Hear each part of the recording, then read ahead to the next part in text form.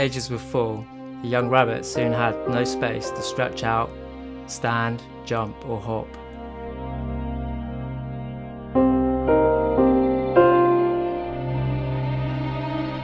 They're born into a cage, and that's where they stay, till slaughter 80 days later for their meat.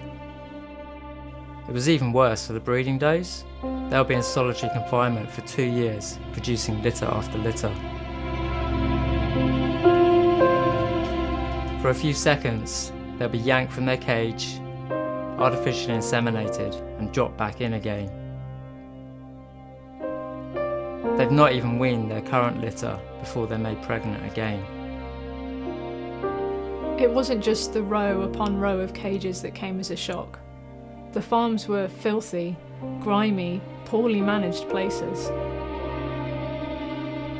Cobwebs of fur and dust hung from the cages, fixtures and roof rafters. One farm's floor was covered in fur.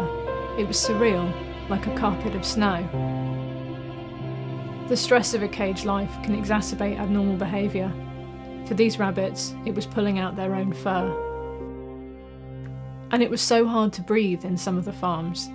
Ammonia levels were sky high through lack of ventilation and a build-up of waste under the cages. I saw some waste piles so high, you'd have to wade across them just to check on the rabbits. When farms are this dirty and rabbits confined so closely, infection and disease is inevitable. Through the mesh, I could see sad eyes that were inflamed, sore, or sealed over with pus. Every farm had rabbits with head tilts. It's an infection caused by a parasite, and it leaves them unable to hold their heads up properly.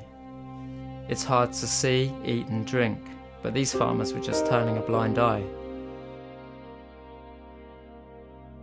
The last farm I saw had an outbreak of a fungal infection which was affecting the rabbit's skin. Most of the rabbits were suffering, but by the farmer's own admission, none were receiving any treatment. Typically though, rabbit factory farms spend millions of euros each year on medications. I found bucket loads of empty antibiotics and vaccination bottles, used to keep these rabbits alive just long enough to get to slaughter. Despite the drugs, many rabbits still won't survive the battery cage.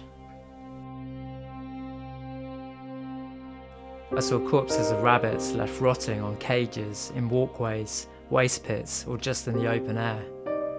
Flies buzzed around my camera continuously and crawled all over the cage bars. But I knew for every rabbit that died, there would be another to replace it, and another, and another.